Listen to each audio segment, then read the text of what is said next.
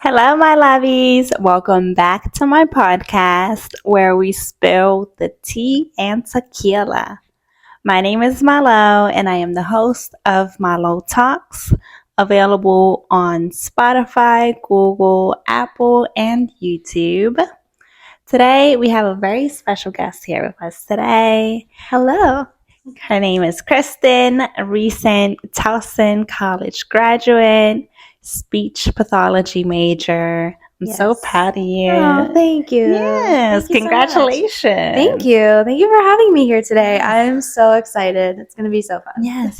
Thank you so much for being here with us today. Thank you. On a little bit of a difficult topic, I would say. Yeah.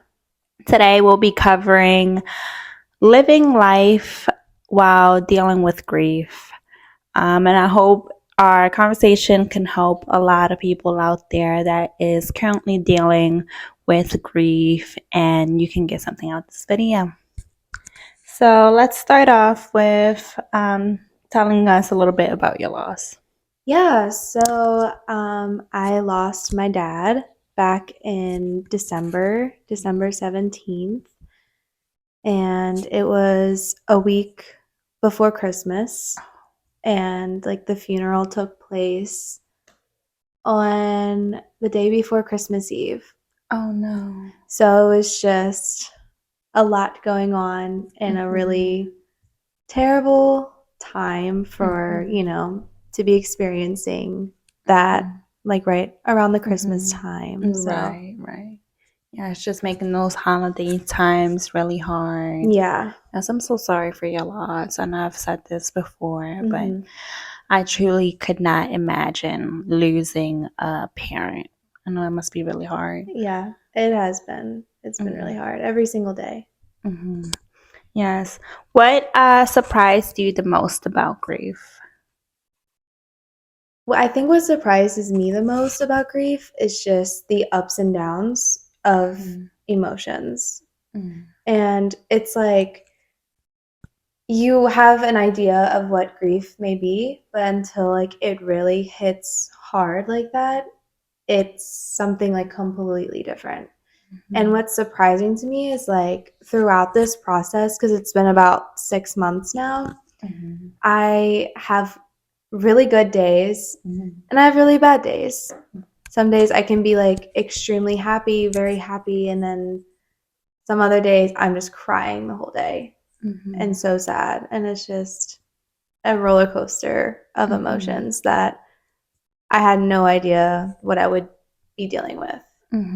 Right, yes. That's completely understandable because it's pretty recent. It hasn't even been a full year, and you just kept going. Yeah. And life continued. Yeah. Yeah.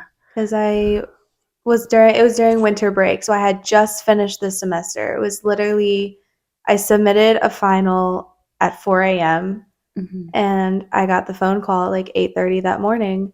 Oh, wow. So it was my first day of break, and at that point, I was able to take a pause on life and kind of just be present with my family and my friends. And then slowly life, started to move back on. And I did go back to work, and eventually the next semester did start and I had to go back to school. Right.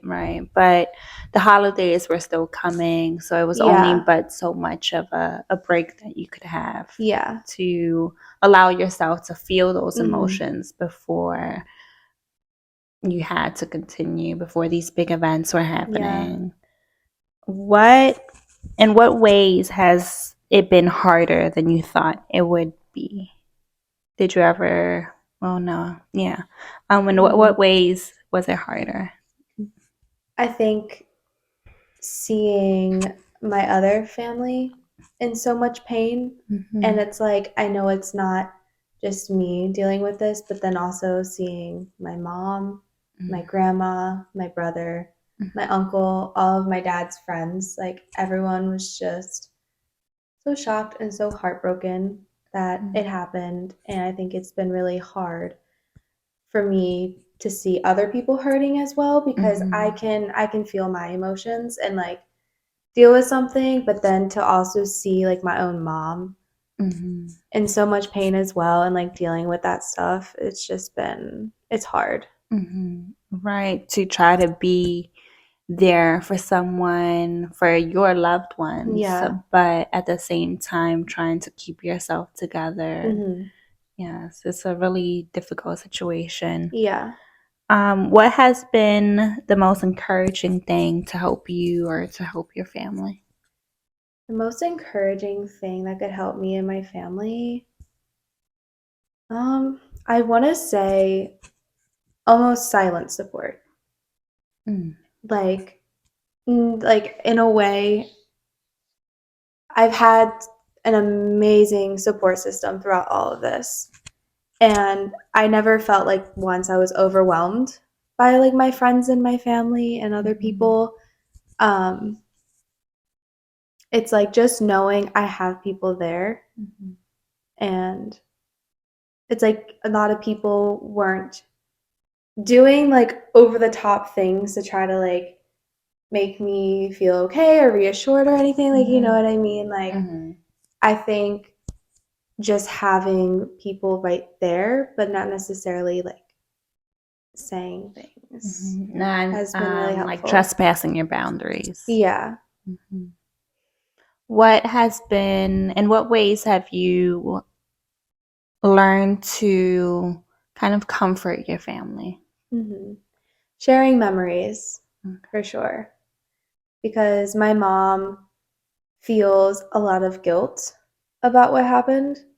And she runs through the scenario in that day and the days before his death. Like, it runs through her mind like crazy. And I think trying to reassure my mom that, you know, it's okay to be feeling guilty, because I have my own guilt as well, but like nothing she could have done would have prevented the outcome. And just trying to reassure her that nothing was her fault. Like, she did the best that she could. Yes, yes. What are some things that people have said or done that they could have done better or that they shouldn't have necessarily said? Because, like, I know sometimes people want to be there for someone, but they don't know what to say. And so sometimes they can say, like, the wrong thing. Yeah, and I don't think I've really experienced a lot of that. A lot of people have been really supportive in a lot of good ways. I felt very good, as best as I can feel, with all of the support, and I think that's like the silentness, like that's really what has helped me, just like knowing that my friends have been there for me and everything. Yes, yes. I saw a TikTok where they were giving just like some phrases that you shouldn't say to people that are grieving. So that got me thinking, like, oh, well, you know, like, what is the correct way of being there for someone, of like trying to not say the wrong thing? Yeah. I think just like asking about memories and like some good times, because it's like, it's just so hard. It's just a really hard concept. Right, because it's permanent. It's a Yeah. permanent, unexpected change that you have to like quickly adjust to. Yeah. I feel like my life that I once knew at the time was over. And now I am living a brand new life and having to learn this life without having my dad there. And it's been super hard trying to figure that out, trying to figure out this life without him. Right, yes. And you've also had a lot going on. Talk to us a little bit about how grief has affected your perspective or your emotions on all of your accomplishments. Yeah, that has been a really hard concept for me, because I did just graduate college. I got my bachelor's degree. And it's like I should feel so happy and so excited about this accomplishment, but in a way, I feel guilty.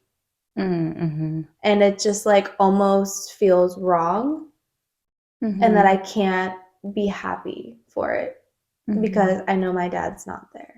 Right. And a lot of people, and I think this helps me too, like a lot of people tell me like, he's always going to be with you, like his spirit is still there, and like I believe that 100%, and it's very reassuring when people tell me that as well. But like honestly, like graduation, that was one of the first things that crossed my mind that day when I got the call and I went to my mom's house, and we're all sitting there like trying to process like what has happened. And I'm literally sitting there. I'm like, I graduate in 5 months. Like, Right. this should be a great time. And like, now it's not. It's not going to be a good time. Right. The time that you imagined for so long has just drastically changed, and your world overall has drastically changed. Yeah. Everything that you would have imagined for him to be there, he's no longer there physically, like you said. Yeah. In spirit, I do think that our loved ones, when they pass away, they're always there with you. My grandmother passed away, my mom's mom. And I have some memories of her, but I can 100% say I always feel her spirit. Yeah. And like, I kind of just feel like I'm always being protected, that like when I need something, there's someone that I can speak to in a way directly up there. It was happened when I was younger. So trying to support my mom through it Yeah. has been a little bit difficult because I didn't see her give herself the time to grieve necessarily. My grandmother passed away October 29th, and my sister was born November 4th. Oh. So like literally like not even a week after she passed away, and she had to adjust to being a new mom and taking care of me at the same time. Yeah. So I never really saw her give herself the time to grieve. And to this day, I don't really know how to comfort her. Yeah. Like what to say, but we have like a saying that when we pray, we can always ask her for additional help. Like that's our connection in heaven. Yeah. And so I think that has helped her a little bit to feel like to know that even though she's not present here with us, I still feel like a connection with my grandmother. Yeah. I definitely can relate to that. It's just like finding that comfort in everything and talking about like memories and stuff. That really helps. Yes. What advice would you give someone who is grieving? Feel those emotions. Let yourself feel those emotions and take whatever time you need. In a weird way, it's nice. Not, I shouldn't say nice, but it happened over winter break, so I didn't have to go to school. I wasn't really having a lot of responsibilities, and I was able to take that time to myself and process everything and feel all of the emotions. And eventually I got myself, back to work because I was out of work for a little while. And then when I got myself back to school, I think also just like knowing in the back of my mind that he would want me to keep going. He would want me to go to work. He'd want me to go to school. He would want me to still live my life and be able to go out with my friends, because there were many times where I was still going out to dinner with my friends and maybe like going out for some drinks or like going here doing this. Like I remember we went to Christmas Village and it was like a really fun day, and that was, I think, before the funeral happened. But like I just know that he would want me to keep going. He'd want me to still have some fun memories, but also I take the time and I can still grieve and, you know, cry when I'm at home. Right, yes, because Yeah. I feel like no matter how much time passes, it's shocking. Yeah. It's still shocking. It's like a hard reality to accept Mhm. that, like, it's just something so permanent. Yeah. It doesn't feel real. Mm-hmm.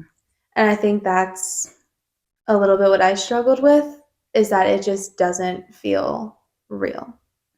Every time I go over to my mom's house and I go in there and I'm like, yeah, he should be in the basement right now doing his puzzles, playing his games, watching TV, doing whatever my dad would do.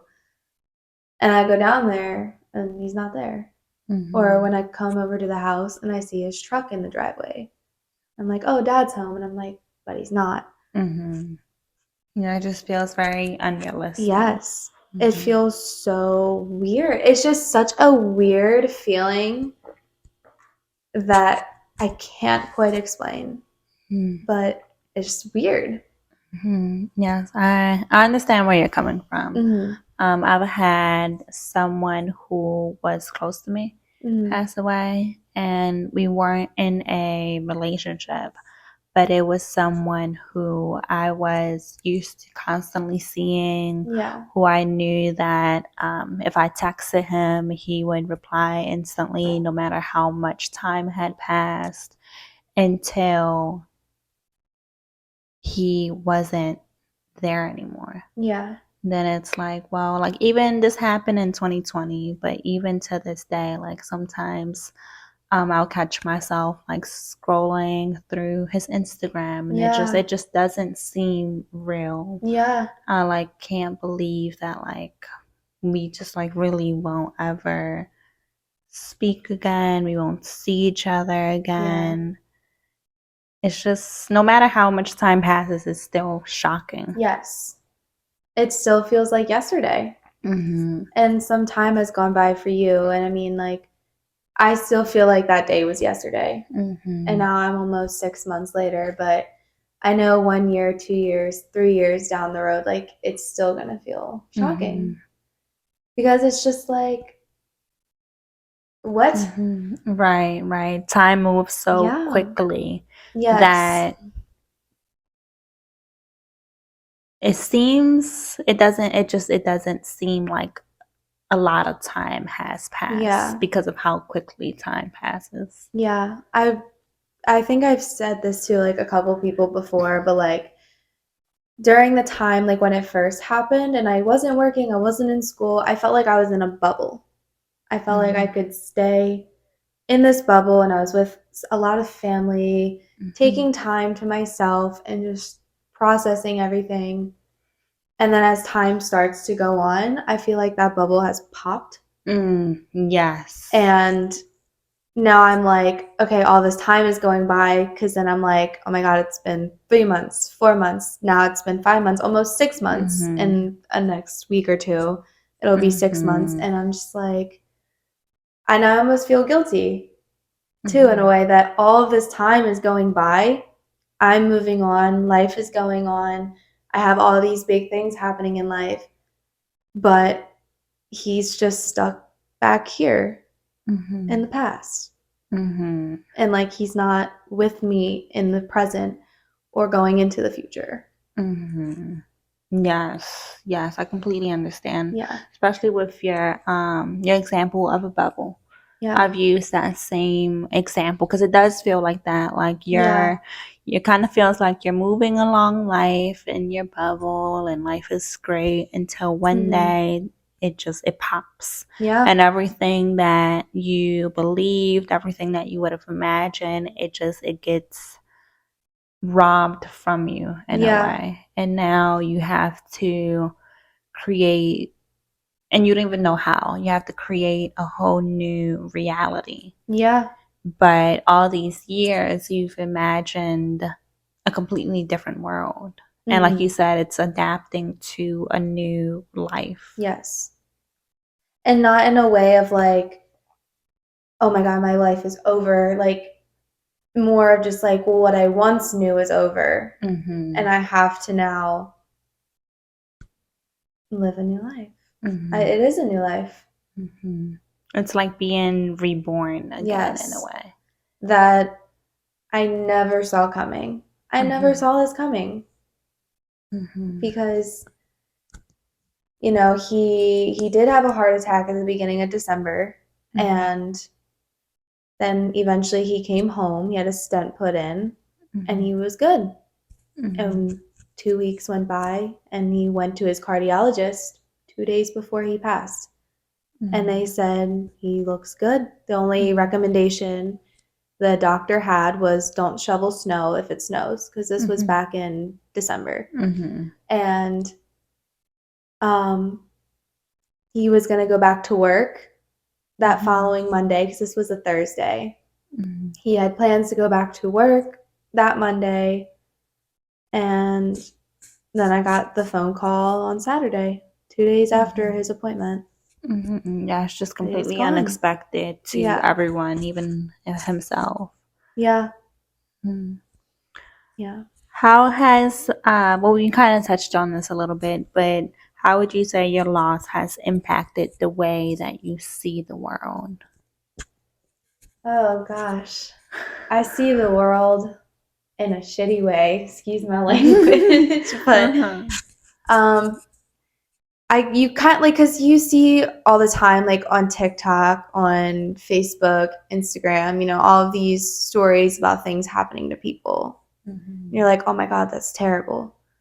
And then once it happens to you and something traumatic happens, it's just like, I see the world in a different way. Of like, someone was taken away from me who I love very much. And now I have to adapt. And it's like, I don't know what to do sometimes with that. And like, now having to go through life and I see the world as like, I was almost lost at one point.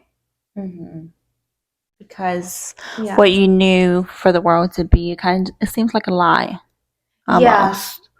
Like you had your world built up, you had your bubble built, and now it's all different. Yes. I'm looking at the world through a different lens in a way. Yes. I feel like I was looking this way, and now I'm forced to have to look the other way. Yes, you're forced to come out of your perfect bubble in a way. Yeah. I would say that grief has made me appreciate people a lot more, and the time that I have with them. Yes, 100%.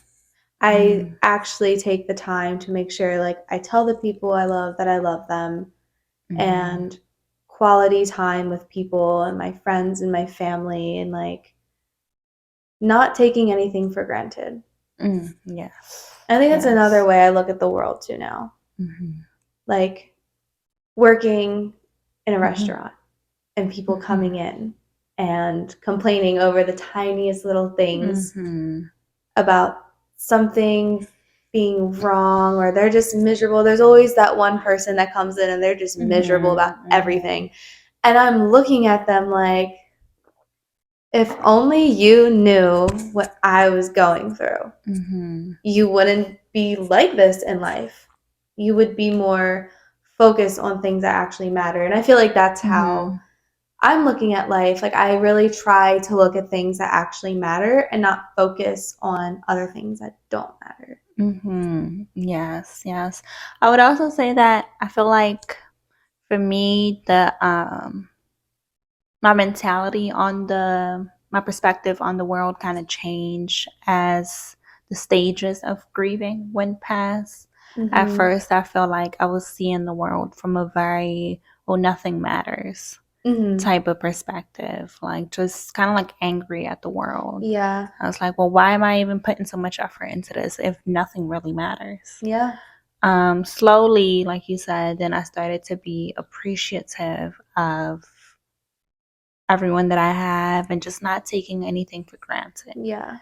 There's a saying, everything has a solution except for death. And before I grieved someone, it was like, okay, well, I guess I should be appreciative or anything can be fixed. But like you said, I was more in the mentality of like just complaining about every little thing. Yeah. And then once I went through the grieving stage, it made me realize, like, well, it, you might not have the life that you want right now, but you have health, you have love, I started to appreciate everything. Yes.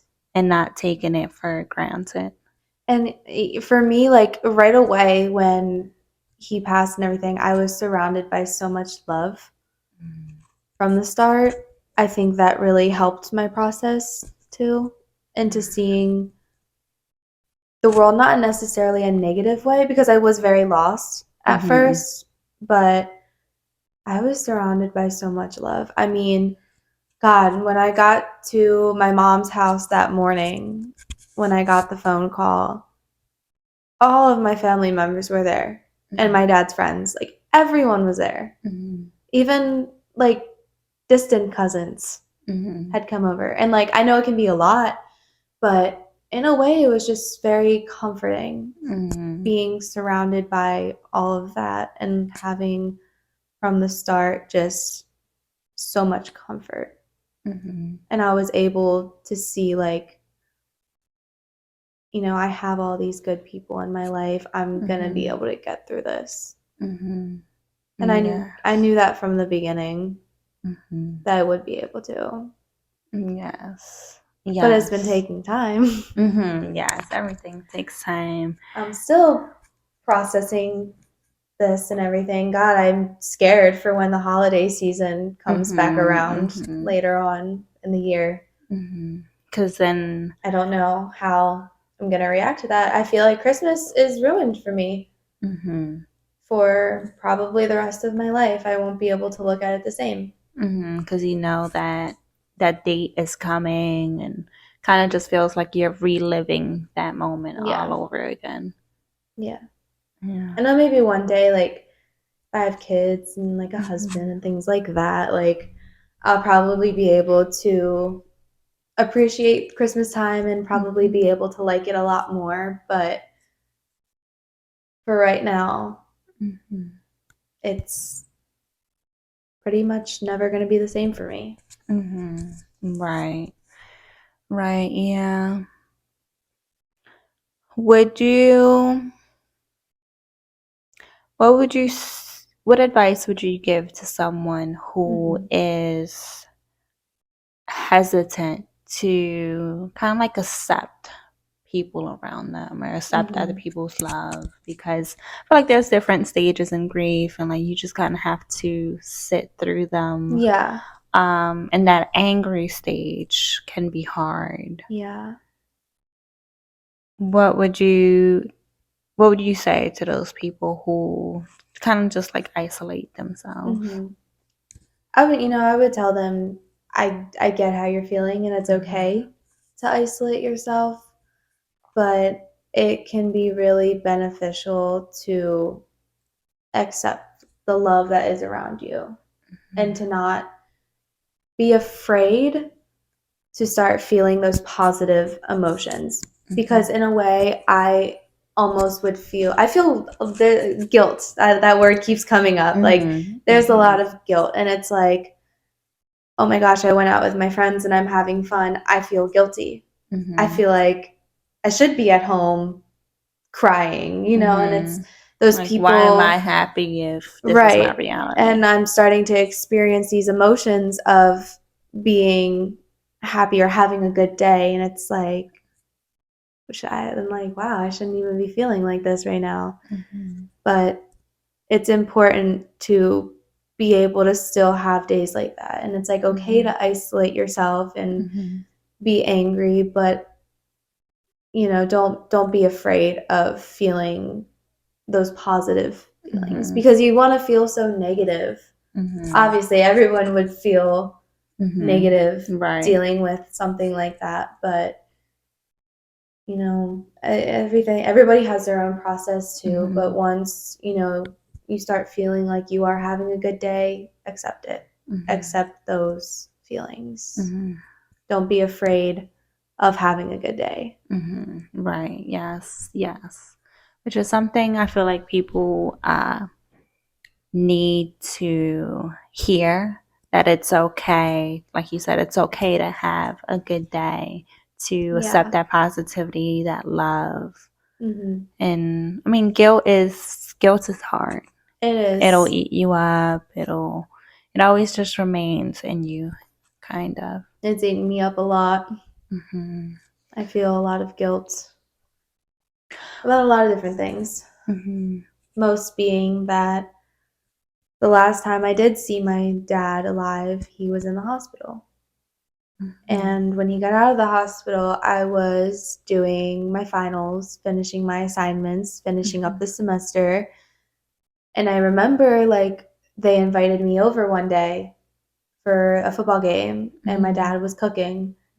And I was like, I'm so sorry, I can't make it. I'm swarmed with assignments. And I think about that day all the time, and I wish I would have went. Because obviously, if I knew what was coming, I would have been there. And I think it really eats me inside that the last time I did see him, he was in the hospital. And I didn't get another chance to hug him. Because I was also sick at the time, too, when he got his heart attack. I was sick. I had a cold. So when I went and saw him, I sat in the far back room in the corner away from him. Because I was like, God, I don't want to give him a cold or anything right now, but I wanted to go see him. And that was my last time seeing him. And I didn't get a chance. I remember I texted my mom earlier the week, because he passed on a Saturday, and I texted her earlier that week, and I said, I'll come over Sunday and see Dad. I'll finally be done school. Because he was doing good. And then that happened. Right. Because, I mean, it's just something that you wouldn't have expected to happen. No, never. Yeah. So you couldn't necessarily plan for it. No. Yeah. Like, if I had any idea that was going to happen, I would have been there. And I know that's probably how other people would feel too. Like, obviously, if I knew that day was coming, I would have been there. But unfortunately, just that's what happened. And it kills me that I didn't get a chance to see him. Yes. Well, I'm sure he knew how much you loved him, and he was very proud of you. I think that you were in a tough situation. Your career is important, and I want to believe that he understood. He did. He understood. My mom, she tries to tell me, or not tries to tell me, she does tell me that he was always so proud of me, and that he never said anything about me not being there if I said I got a lot of assignments or if I have work. He never said anything. He was always proud of me. And he was on a bowling league, and with some of his best friends, and one of his good friends' wife was telling me all the time that he would talk about me and all my accomplishments at the bowling alley, and just always say how proud he was of me in school and everything. So I know he didn't feel any type of way, but it's like I still feel some type of way about that. And it's like weird because I know I shouldn't. I know I shouldn't be feeling guilty over it, but I still do. Right. Which I think is understandable, because there's there's still that wish of Yeah. that, maybe I feel like a part of grief is just questioning, like you said, feeling Yes. lost. What would Yeah. have happened if I did this? What would have The what happened if, ifs. yes, the what ifs. And that's going to eat you alive. Mm-hmm. Those thoughts. Yes. A lot of it was hard. It was hard for me at night.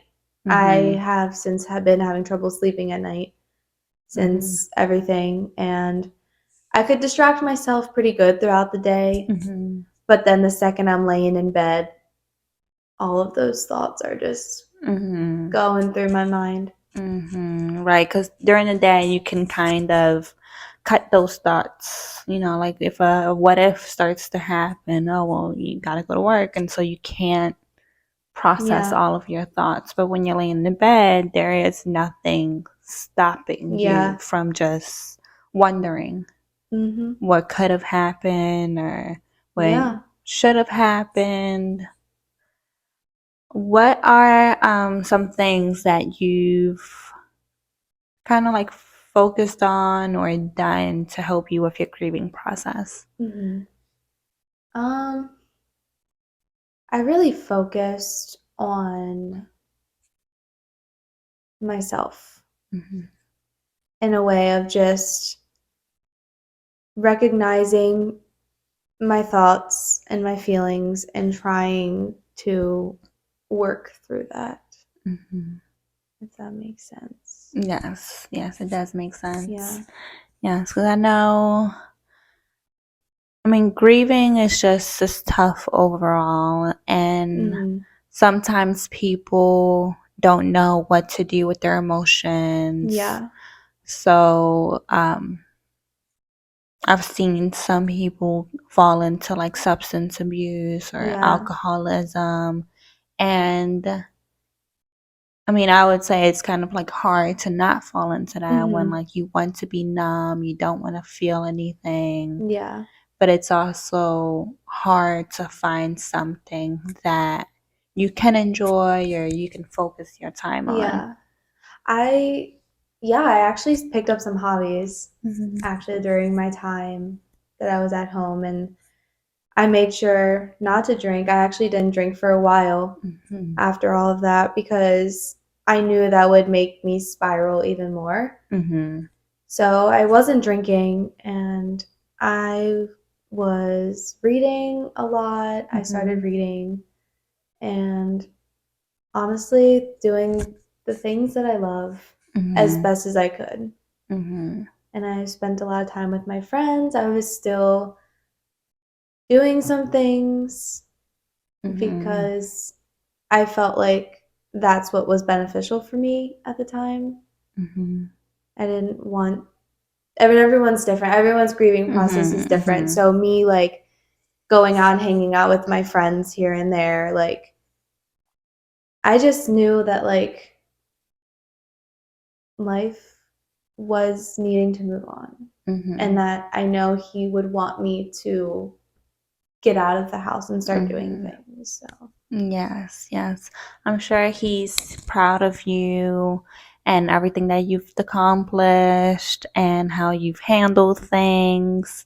You graduated, you have your bachelor's, you're about to start a new career, doing what you love. Yes, I'm sure he's proud of all of that. It's just hard adjusting to having him in a different way. One of the things that I would say to myself when I was grieving would be like, you know how water, there is a solid form, liquid form, and gas form, but no matter what, it's always there. I would kind of just, out of thinking so much, you try to comfort yourself, and it's hard to let go. So I don't know, I just kind of tell myself, look, they're not really gone. They're just in a different format. form. Yes. Because I believe like 100% like there's an afterlife. There's, their spirit is still with you. And it shows in many different ways. Like even at the funeral, in between, so the day before the funeral, when we had like the viewings, we went to a restaurant, like got food, like me and a lot of my family. So there was like 16 to 26, almost 30 of us probably at a restaurant grabbing some food. And as soon as we were all sitting down, one of his favorite songs started playing. Oh.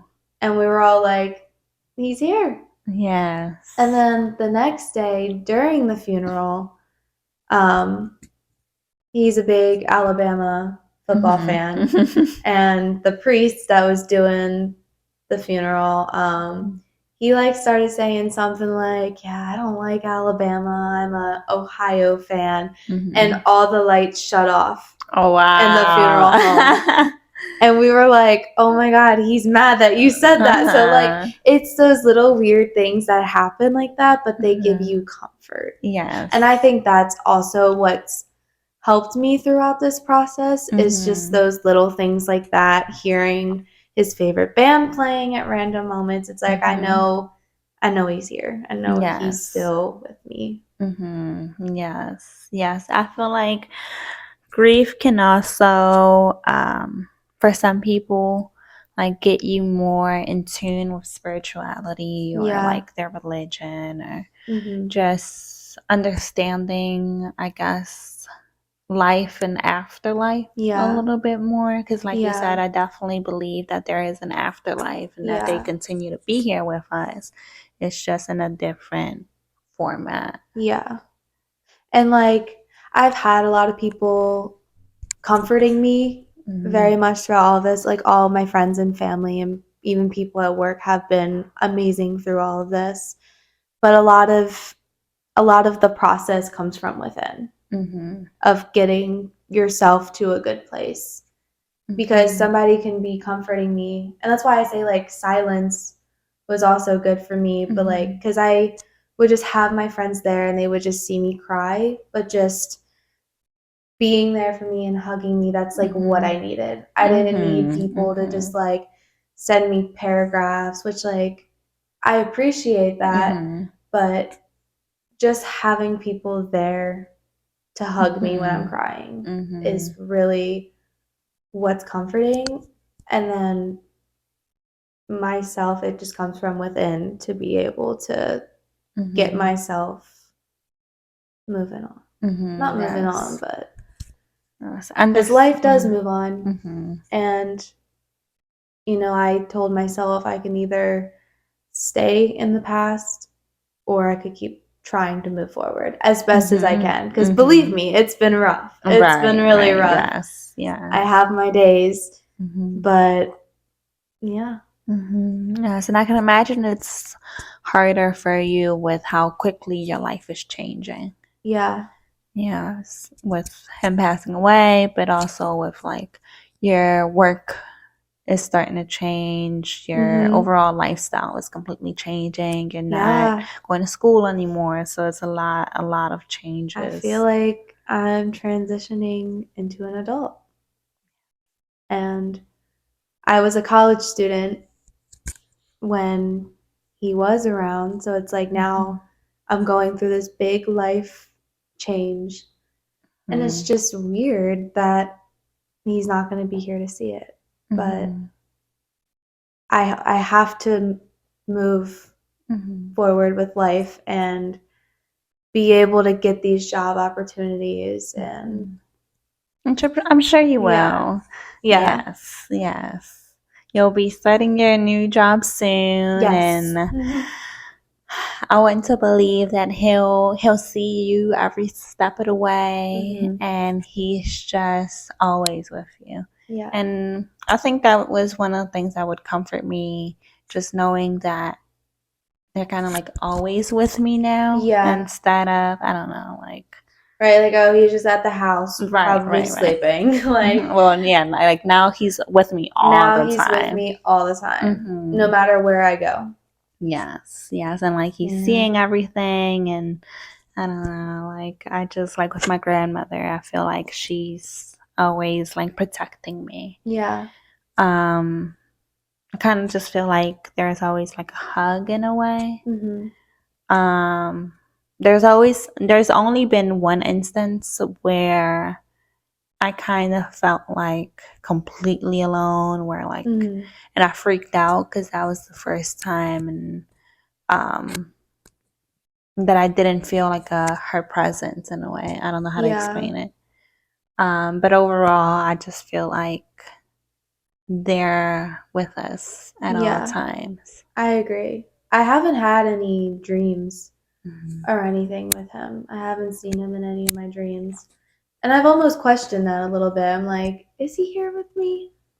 Is he? You know, I know some people are like, oh my God, my loved one like came to me in a dream, Mhm. but I haven't seen him in any dreams. Mhm. But I'm like, no, my dreams are weird and Mhm. crazy as it is. Like maybe he shouldn't be there in my dreams. Uh-huh.